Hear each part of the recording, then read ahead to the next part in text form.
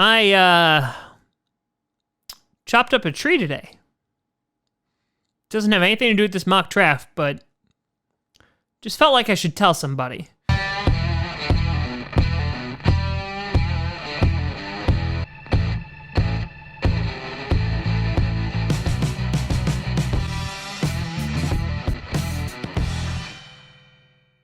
Grossi Posse Packer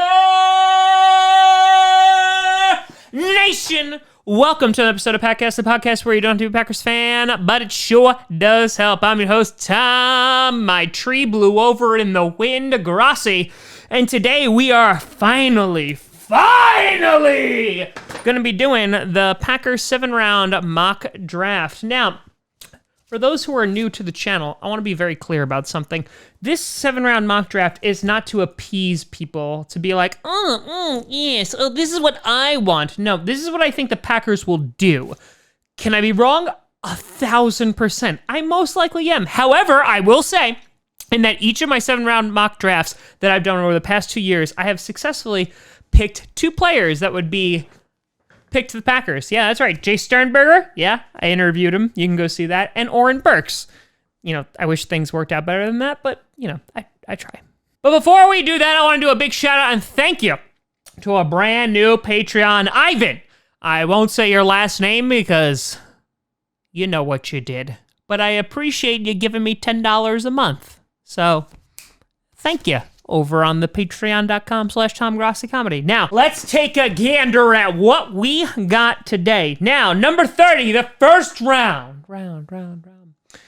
This is a tough one. So, I did a litany of mock drafts. And I have to say, real talk right now, they keep saying that Patrick Queen and Kenneth Murray are going to fall down to 30. Both of them. I don't think that's going to happen. But, I basically had mocked until that didn't happen. And so with that, a more realistic pick at number 30, I think, and by the way, before I even give you this, I know it's such a tease, but I honestly don't even think we're going to pick at 30. I think we're going to trade back, but that's just my opinion.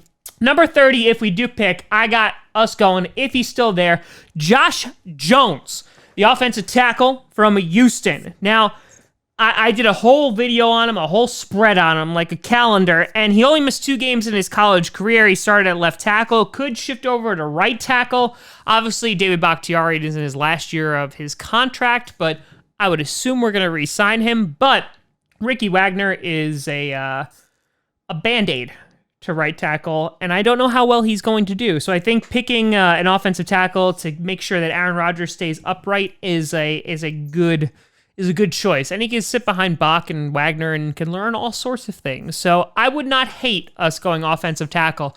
And some of you might be looking at this right now and being like, listen, you pale son of a gun.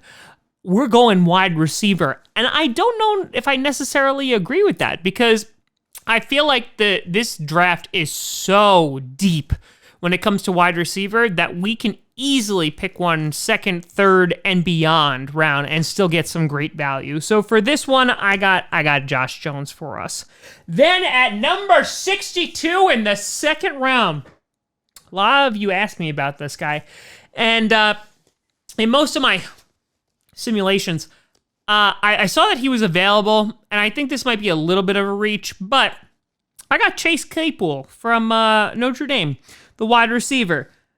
And I'm like kind of fascinated by his tape. I've looked into him more and more over the past few days just because of all the DMs that I got. But he ran a 4.42 40-yard dash, which obviously means really nothing because it's the combine in controlled environments. And honestly, his tape is a little bit slow. There's a lot of times I watch him like, you're a slow man. But that would make sense considering he's 6'4", 238 pounds. And he really utilizes that size to go after the ball. He had 13 touchdowns and over 1,000 yards this past season. But one of the reasons why I think the Packers would gravitate towards him is because he's great on special teams as well. Obviously, we had Swervin Irvin this past season who filled in for Darius Shepard. But we need a permanent guy back there. And I feel like Irvin's going to get more and more looks, especially if Williams doesn't get a lot. And I'm not talking about Jamal. I think that I think Chase Claypool would be an interesting pick. Now, obviously, if we're going back to the first round, if we had to pick a wide receiver, Denzel Mims is my guy. I don't think Justin Jefferson's going to fall that far. Mims is my guy, but I feel like Chase Claypool fulfills the height requirement for Goody, and also is a dynamic playmaker. He's gone up and gotten a few balls, so I like Chase Claypool at 62. Then at number 94, third round, you got Troy Dye. What I like about all these players so far is that their names are easy to pronounce. But he's the linebacker from Oregon. He had... Oh, sorry. Hold on. A lot of people were upset with how I pronounced Oregon. That's how, back in my day in New York, you pronounce the Oregon Trail. Yeah, that famous PC game. Oregon is maybe how some other people pronounce it, but it's Oregon in New York, so deal with it. Anyway, he had over 50 solo tackles each year and had an interception each season. He needs to get bigger, but I think he could be pretty damn good. I think he's been pretty damn consistent over the past few years. I think he's like that nice mix of like more of a coverage linebacker, but they were saying that one of the negatives about him was that he can't play outside linebacker, and that's fine. I don't want him to play OLB. I want him to play inside linebacker, and I think he fit into this role, and I think we definitely need to draft as such. So, for example, if we don't get Queen or Murray in the first round, I think that Troy Dye could be a nice pickup in the third round and put him over on the weak side, inside linebacker. Then at number 136 in the fourth round, I got Devin Duvernay. Yep, the wide receiver from Texas. Guy has amazing speed, has great hands, mostly playing out of the slot, had over 1,300 yards this season, and also had over 100 receptions. So, yeah, the guy's done pretty damn well, and I think, you know, I talked about this with Jalen Reagor and how he could be like the new Randall Cobb and how he could fit right into the slot. I feel like Duvernay could do that as well, and I think that the Packers might double up when it comes to wide receiver in the early rounds just to kind of like, you know, fill their bases. Obviously, we got guys like Devin Funchess. We also have guys who are coming back like EQ, but who knows what's going on with MVS? Who knows what's going on with a lot of these guys? So I think we're going to need some help at receiver, and I wouldn't be surprised if the Packers spend their second and fourth pick on receiver. Then in the fifth round at number 175, I got it going tight end because we shouldn't go tight end before that. Everyone who's like Thaddeus Moss, no. Just because he's related to Randy Moss, no. I see us going in the fifth round with Dalton Keen, the tight end from Virginia Tech. And one of the main reasons that I picked him is because he's a great blocker. Mercedes Lewis, big dog, we obviously brought him back, but I feel like he's, again, a Band-Aid. He's not going to be there forever. He's a great blocker. He's versatile. He plays all over the field. And he had 5 touchdowns last season. Nothing that's lighting up the world, but he's lined up in a whole bunch of different sets. He's lined up as fullback. He's lined up at the wing. He's lined up just about everywhere. So I think that he'd be a great person to sit behind Mercedes Lewis and also Jace, as I feel like Jace will become tight end number 1 this season. And that's not just because I interviewed him, but because I think he's pretty damn good. Then for our first out of 3 picks in the 6th round, I got us at 192 going for Dane Jackson, the cornerback out of Pittsburgh. He has had 12 pass breakups, 1 interception, 43 tackles, and he's been a 3-year starter over at Pittsburgh. Only 42% completion rate over this past this season. He doesn't have great deep speed, but I feel like we're going to need some depth at cornerback since there's a lot of questions. What's Josh Jackson doing? What's Kevin King doing? Kevin King coming into a contract year. So I feel like Jackson's, again, once we start getting into the 6th and 7th rounds, it's kind of a toss-up, but I feel like he could provide a pretty good need for the Green Bay Packers and provide some depth. Then number 208 in the 6th round, I got Joshua Kelly, who's a running back from UCLA, who suffered behind a terrible O-line, but still got 12 TDs on 11 starts, a little over 1,000 yards.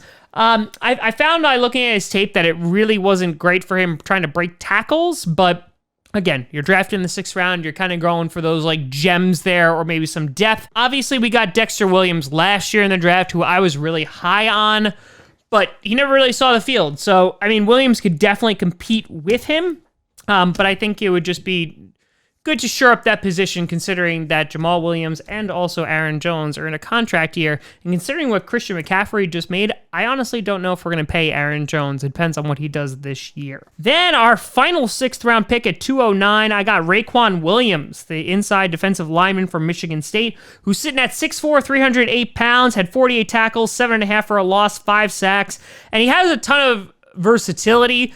He does play a little bit slow and gets eaten up by some tackles, but again, I feel like we're just throwing stuff at the wall at this point.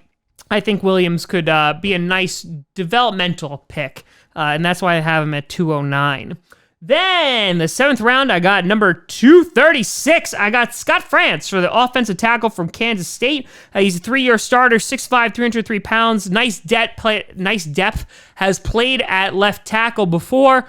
And again, I'm looking at it because you have Corey Linsley, you have Ricky Wagner, who's just signed, but he's got like a couple years. But you have Corey Linsley, whose contract is up next year. You have Dave Bakhtiari's contract, who's up next year. We could always just use some more depth. Obviously, we have Yosh Neiman, who's there sitting on deck, who's a gigantic man.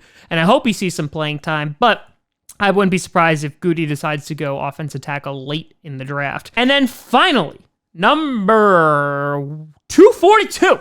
In the 7th round, I got Omar Bayless, the wide receiver from Arkansas State. He's got some really, really nice catches. How I saw him described was like Odell catches. And I feel like he's just going to provide more competition in the wide receiver game.